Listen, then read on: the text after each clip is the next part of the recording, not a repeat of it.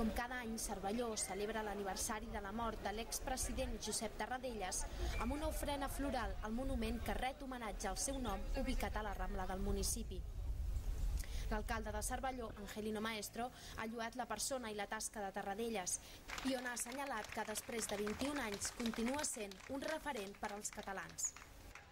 Un gran polític i una gran persona que va lluitar pels drets i les llibertats del nostre poble català i un referent per tots nosaltres. La seva lluita va ser constant. El seu treball, tant aquí com des de l'exili, ha estat una guia i un exercici de les seves responsabilitats polítiques pels seus successors.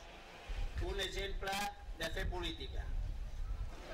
Amb una Rambla de Tarradellas plena de gom a gom per ciutadans i classe política, s'ha donat pas a l'ofrena floral commemorant el 21è aniversari de la mort de qui va ser president de la Generalitat durant 26 anys.